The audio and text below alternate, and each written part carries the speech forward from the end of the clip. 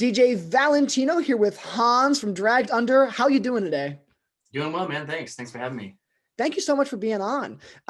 Again, your brand new record, "The World Is in Your Way," came out in January. You've just dropped a deluxe edition last month. How are you feeling? Good. It has a excuse me. It's had a really good reception. All things considered, like during the shutdown, things have been kind of hard for people in the arts. So we've been super grateful to have an influx of followers and plays, and yeah, and like releasing the album earlier this year and then re-releasing it is it's kind of like what's going to happen. But yeah, it got received really well. So we're super grateful. That's so awesome. And especially like this particular album, "The World Is in Your Way," I almost call it a hit album that was also a sleeper album because like when it first came out in January, it made waves, but it did nothing but grow the entire quarantine. And it's fascinating to see kind of how a lot of these songs are now passing 1 million streams on Spotify. And, you guys are really gaining traction. You have over 40,000 Instagram followers kind of thing, where for a band with just a debut record, you guys are making waves and continuing to make waves. Thanks, brother. Yeah, we're all kind of scratching our heads too, just because there's a lot of great bands who are, excuse me, either not gaining as much traction or losing traction, so to speak, but they've been established for a while. But I think it's just kind of challenging the status quo as far as music goes, doing what we want to do in coherence with what people want to hear. If that makes any sense, it's kind of a marriage of the two. Yeah, it's like I said, it's been really weird to see numbers growing during quarantine, Yeah. but it kind of makes sense because if people are stuck at home and all they have is like this, and they're, playing games or exercising or what have you, like they're going to want to listen to music. So we're just stoked that they want to listen to us. It's pretty rad. Exactly. And I think that like the path that your band took, where you did the used tour in the upcoming, in 2020, early 2020, and then you were on a ton of like year-end list already in the beginning of the year, only perpetuated fans to want to listen more throughout quarantine when you're trapped and you've got nothing to do. Right. Yeah. I mean, that's all I'm doing. Is music is definitely in my mind all the time, and I usually have a song playing in my mind or like on some kind of device. So music is a huge part of a lot of people's lives, which I'm grateful for. Yeah. And now on this new deluxe edition that just dropped a few weeks ago, you guys have two songs, "Feel It" and "Just Like Me." Were Mhm. those demos that you originally like didn't make the cut, or were those new songs that you completely wrote for this I deluxe think edition? Just Like Me was going to be on the original record. Tony might correct me if he listens to this, but we kind of waited on that one. I'm not sure why, because it's a really cool kind of Sum 41 kind of banger. Um, but Feel It was written after the fact, I believe. And it was a big, like, kind of scary step because it's a completely different sound. Kind of going from like Beartooth sound to Jimmy Eat World sound, and in the same album, so to speak, is pretty ballsy, if I can say. And Yeah. it looks like it did pretty well, and it's a big leap. Yeah, I think Just Like Me was written in the same time as the album. I believe so, but Feel It was after the fact. Yeah. Awesome. Yeah, that makes sense. And you're right about like you guys play with so many different like subgenres of rock where you do sound very punk on some songs, very metalcore on some songs, very post-hardcore Right. on some songs. So like Yeah. when you're writing, I'm sure you have a lot of different influences.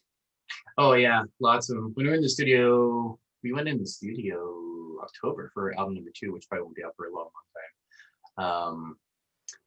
Yeah, we used Sum 41, Green Day. Just I think we're kind of gravitating towards a more kind of just solely punk sound, kind of like some dirty, grungy, nasty punk, with the big open melodic choruses, because those just kind of hit, and they're fun. It's just kind of maybe the new direction. We'll see. Yeah. And you mentioned album number 2. Are we going to expect to see a lot of similar of the same sort of tone and vibe of "The World Is in Your Way," or will this be totally new? Do fans have no idea what to expect? Well, I mean, we wrote a bunch of songs. We'll see what actually makes the cut. I think we're still going to continue the writing process for quite a while. Um, my interpretation of it is it'll probably be a little different than the first album, but still have those kind of bangers that make you go like, oh, whoa, it's freaking heavy. So kind of like punky with those heavy songs intermittent in there to keep it, the OG Dragged Under sound. Yeah. So you said, you're in the studio, but it's still a ways from being done. If you had to guess, what percentage of album 2 is complete? Oh man, it's hard to say. We've only written instrumentals on it. Mm. And everything kind of has to marinate for a long time, and definitely we have time right now. So I'd say maybe 4%. It's hard to say. Yeah. Nothing's definitive. And that's the beauty about the writing process too, is staying open, and everything's really super like malleable. Even if someone's like, "Hey, this song's freaking done," and we hand it off to somebody else in the band, they're like, "Well, I love this and really hate this part," So we kind of work with that and work through it. It's like being married to four other guys. The relationship is, everybody's really close and you can't take anything personal. That's the beauty of it. Everybody is like really down to earth and grounded. So when things get intimate like that, there's no personality in it. We can just like work through it artistically. It's really rad. Because I've seen a lot of bands that are at each other's throats and they're just assholes about it, which never is good for creativity. Yeah, and I think there's something special to say about when every single member of the band wants to put the song and the creativity before kind of anything else, kind of thing. Like Oh yeah. obviously you guys are a family and you're respectful and you're polite, but at the same time, you guys have no problem saying, "No, I hate that part." Yeah, well, yeah, there's instances all the time, and being in previous bands when someone would showcase a part or a chorus or a riff, and most members of the band would love it, and someone else would be like, "I hate that," and I'd be like, "Hey, fuck you, man," But with this band, it's like, okay, well, I understand. Tell me where you're coming from, and then you'll bring something else to the table if you don't like that. They offer up a different part, and it's really rad working cohesively like that with the guys. No one's a butthole about it. Yeah. Exactly. Yeah. And now one of the things that I personally took away from when, again, listening to your music and really digesting it, and it's so interesting to hear you mentioned it before when you were talking about recording in the recording process, you guys Mhm. have the most bombastic choruses. Your chorus Mhm. always just feels full and full of energy and really, really just a complete chorus. What goes into specifically that part of the songwriting process? Oh geez. Well, we usually write instrumentally first, and then namely Tony will like listen to the songs, and he's just started including me a little bit on the writing process lyrically, which I'm super honored and stoked about. Um, so listen to it instrumentally, and then see if something will trickle down subconsciously. Like it's called the top line, so you have like just a main little vocal line or maybe a melody, and you extrapolate on that. um, yeah, it's kind of how it works 90% of the time.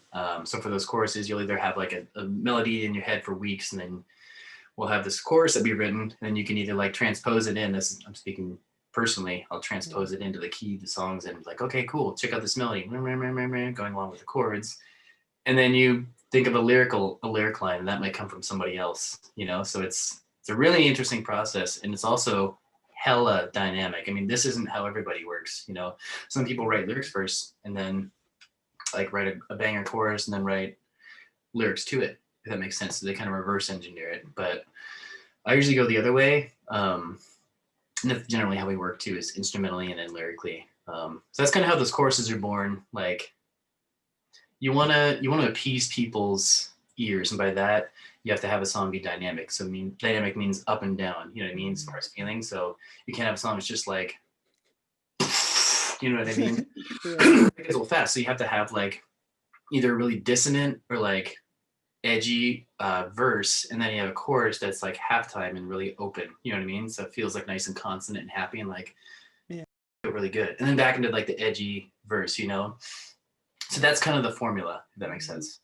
Yeah, and you're right. It explains why like those like 100% all the time fast punk songs are typically only like a minute long, because it's Right. not, there's no, you get sick of it after if it's like 5 minutes of just go, go, go, go. Yeah, and they're rad. I mean, Yeah. Rise Against, we did one of their covers, excuse me, for the Used tour. I can't remember what that song was called.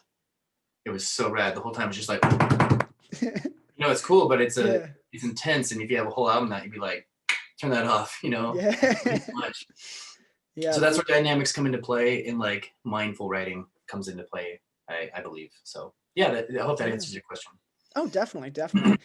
And now, like, do you try to like play with the dynamics and the lyrics? You know what I mean? Like when you're Yeah, piecing together, you try to obviously make the more mellow parts a little bit, maybe more introspective. that's where I gotta give excuse me, that's where I gotta give credit to Tony, because he's not only a great lyricist, but like dynamically and lyrically, those are two different things that he like melds together really freaking well. It's so cool. Like all of his lyrics are really not only deep and like personal, but they also have a really rad flow to them as far as um, this dynamics that we're talking about. It's really cool, you know. If you Yeah. listen to it, you can hear it. Like you just listen to our band, it's like, oh, cool. It's just hard kind of rock, maybe punk band. But if you listen to like the lyrics that flow with it, instrumentation of the song, dude, it's really cool and some special. That's why I was so intrigued when they asked me to play with them. I was like, whoa, this isn't just like regular, band.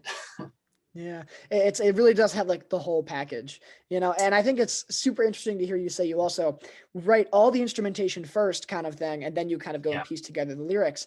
And I know Mhm. that, correct me if I'm wrong, I think it's Vic Fuentes from Pierce the Veil Yeah. says something along the lines of he does the same thing where he writes all the instrumentation and then does lyrics because Mhm. he knows if the music works, then the lyrics can work. You know what I Oh, mean? yeah. But you can have Yeah. good lyrics, but not good. The reverse doesn't work, if that makes sense. Yeah, I mean that's how I work. So, like I don't like Red Hot Chili Peppers, but Anthony Kiedis and those guys like do the opposite. Like he writes like I can't remember what album's from, but Under the Bridge was a poem he wrote about his heroin addiction. And then they wrote lyrics, or they wrote music to it, which just like I try to do that, but that's just not how Yeah, my mind works. that's It's really, wild. with me, it's really I'm kind of in awe of it. And like I said, I don't like that band, but like musically and artistically, I got to give credit where it's due. That's freaking cool. When you can do it the opposite way. Oh yeah, So I definitely. agree with Vic. Yeah, that's the way we kind of operate. Exactly, exactly. And that's so cool. Like just again, everyone has their own different writing process, but it's Yeah, so cool to kind of get a peek behind the curtain.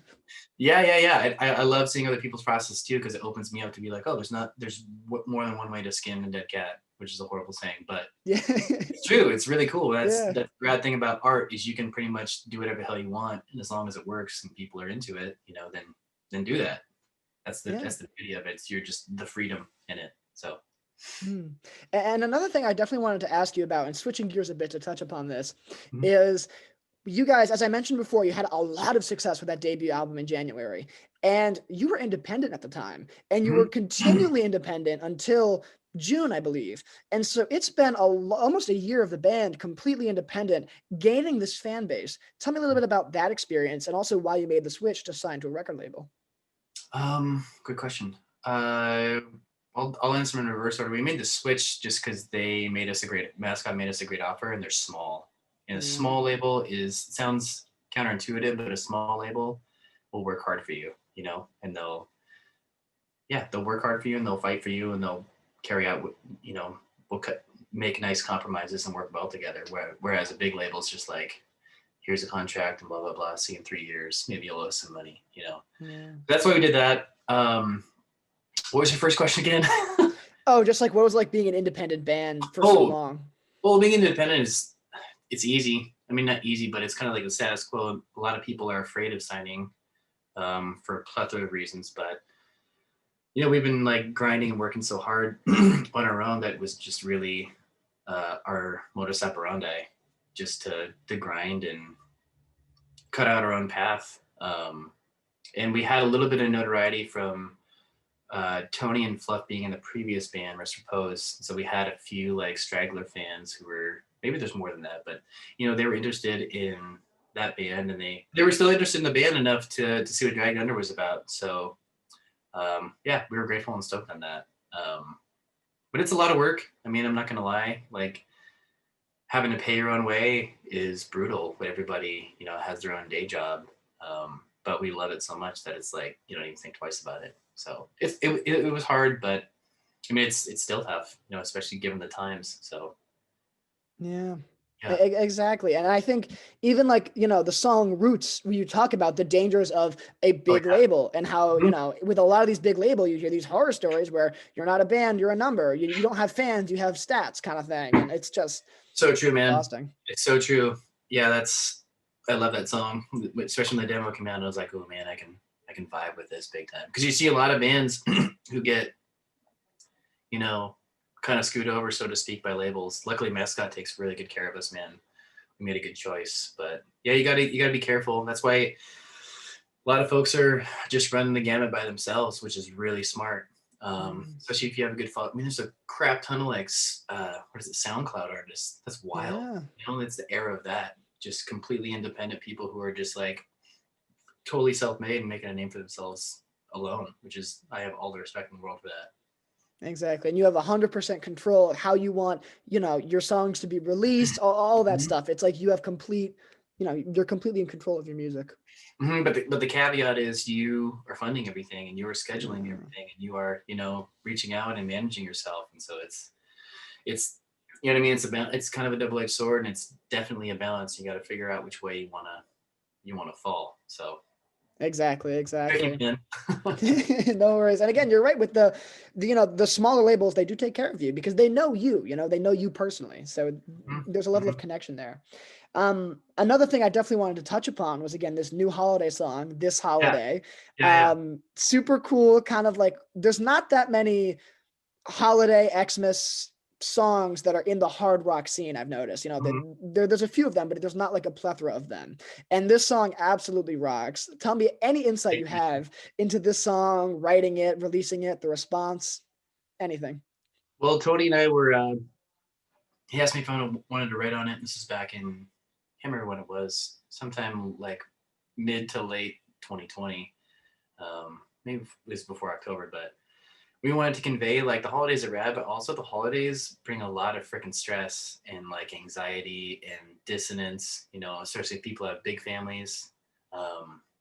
So we just wanted to convey like I mean, obviously Christmas rocks and everybody loves Santa and, cookies and chocolates and the Grinch.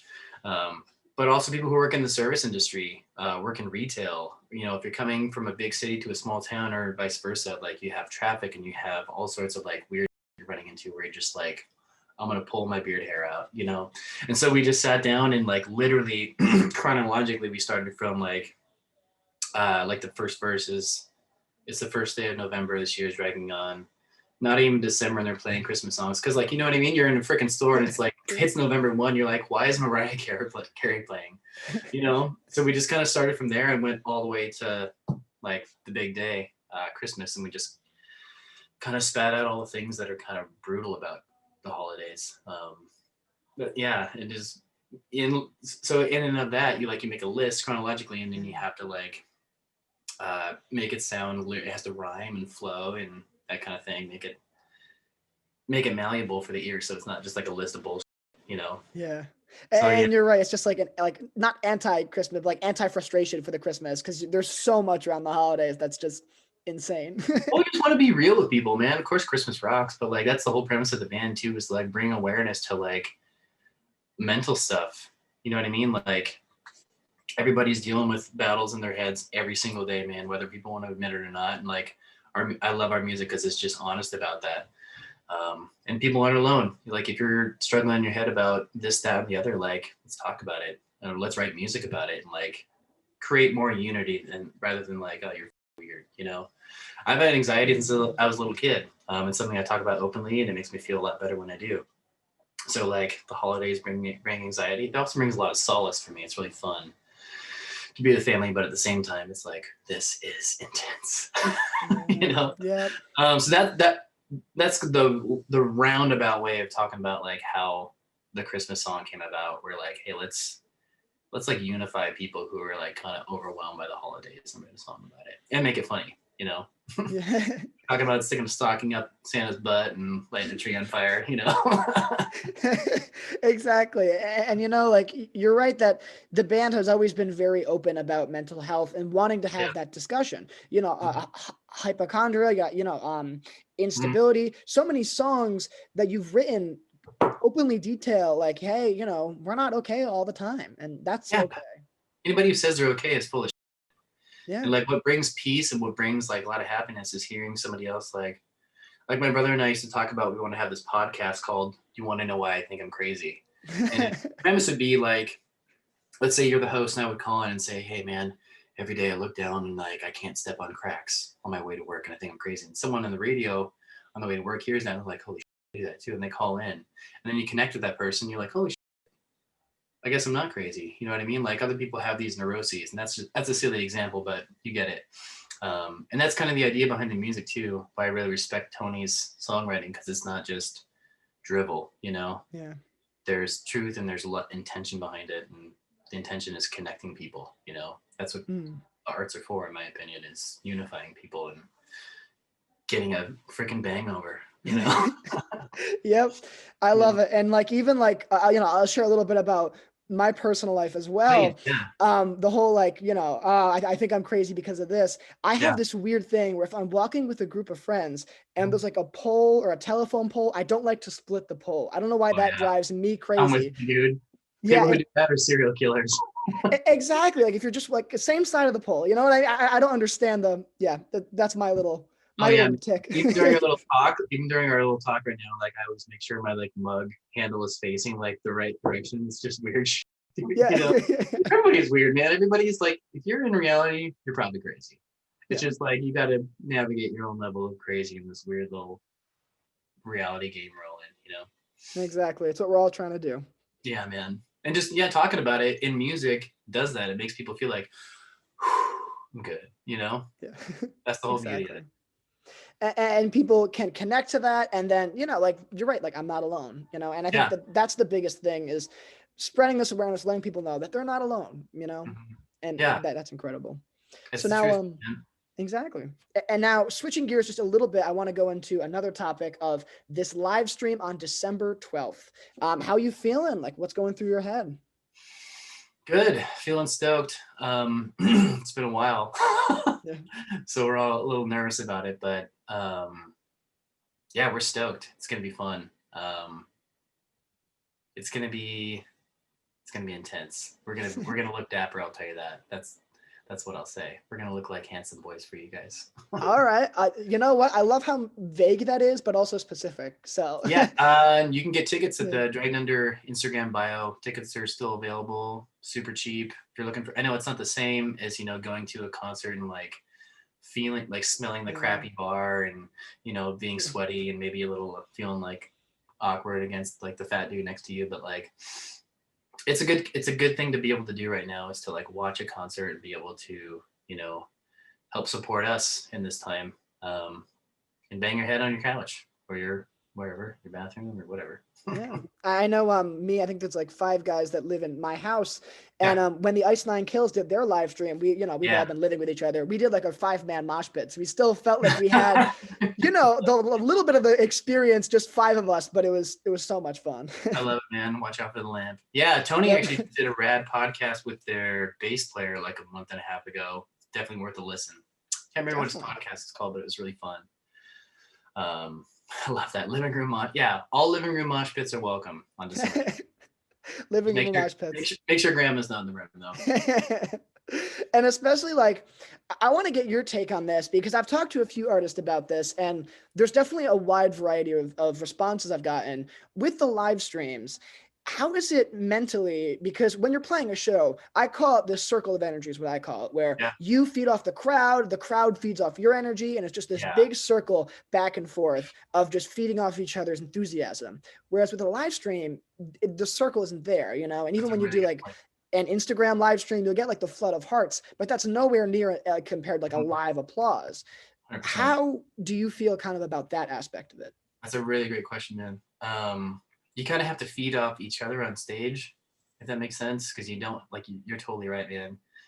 Like connecting with a crowd of a room of 100 people or 1,000 people is unreal. Like the only thing that really exists in reality is energy. Like all matter is just made up of energy at a weird low vibration. So like that connection in the room, dude, is unlike any drug on the planet, and it's highly addictive, and it's highly visceral too. Mm. So when you're just in front of a bunch of cameras and hot lights and wearing weird clothes, it's hard to be like it's hard to have that feed and that energy, that circle of energy you're talking about. So the circle kind of moves to the stage, so to speak. So a lot of turning around and looking at Kalen, being like, like Yeah. smiling and kind of bobbing your head with him, or turning over to Sean. He's our lead guitar player, or Fluff. And Tony's always moving. He's got great energy. So we kind of take that circle from the crowd to us and move it like just to us, if that makes sense, and kind of pump each other up. We do that in rehearsal. I live a few hours away from the guys. And so when I get there on, Sundays, if we're rehearsing, I'm just like kind of tired and feeling like, all right, let's do this. And then once we start playing, the energy is there. You know what I mean? Something that caffeine can't even replace or what have you. So there's like I said, there's a visceral energy connection with music. And so we just kind of tap into that between the five of us. And we're just like, all right, let's go, and it works subsequently. We're pumped. So that's a great question, man. Super good question. Thank you. And I also like, that's the first response I've gotten where, we tap into the energy of the band playing around us, because the audience isn't there. So you're going to pay extra attention to the other guys and feeding off them. That is so cool. And it works. Like, if I'm at rehearsal and I'm not feeling it or tired or whatever, I look at Fluff, and Fluff is always doing these like leg kicks. Yeah. He's 40. And so when he does that, I'm like, hell yeah, dude, I'm into it now. I just like snap out of my like, tired stupor.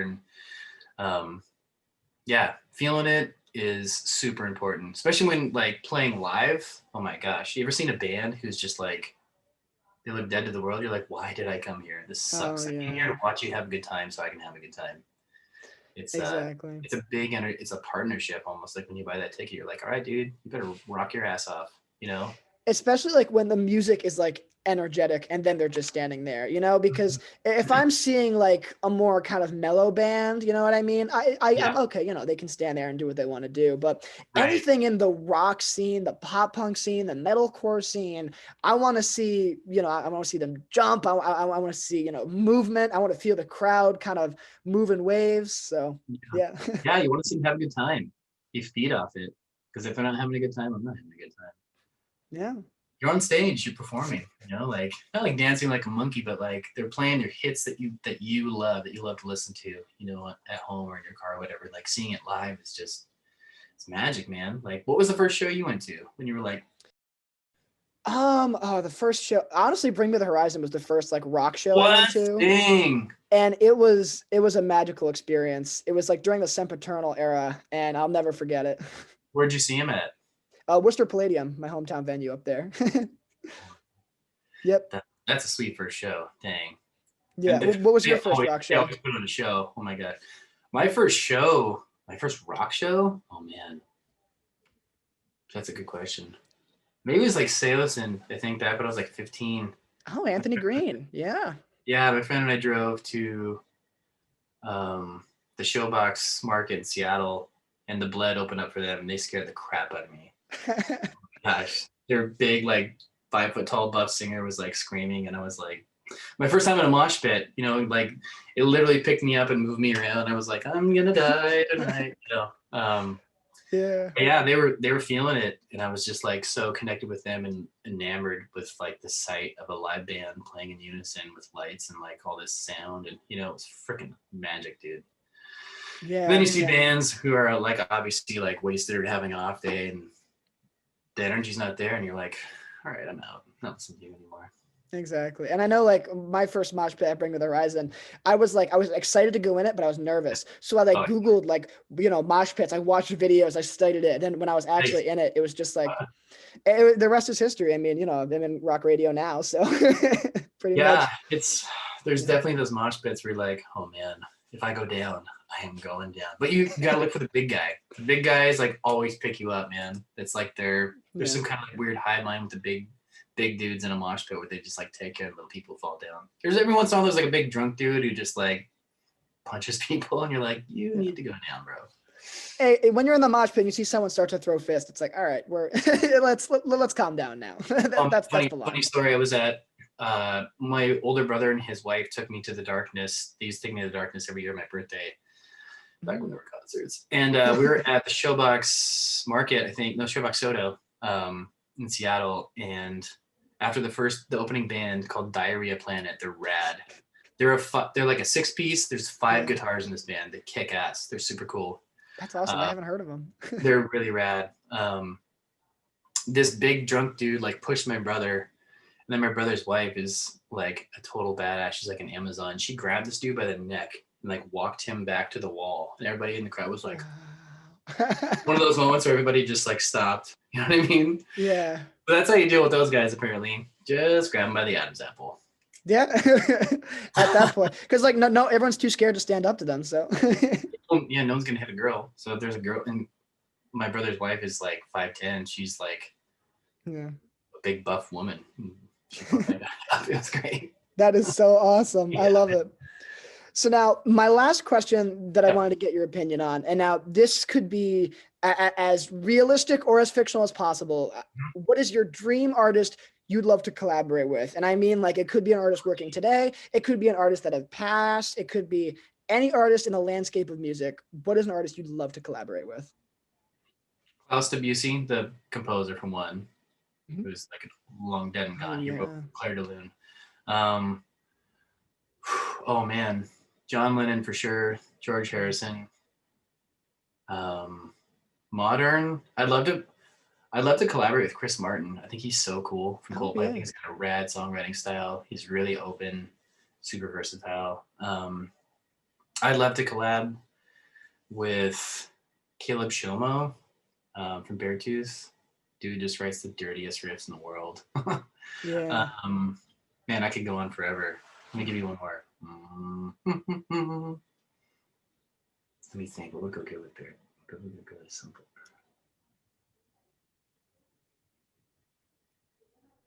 Maybe the dudes from Sum 41. That'd be rad.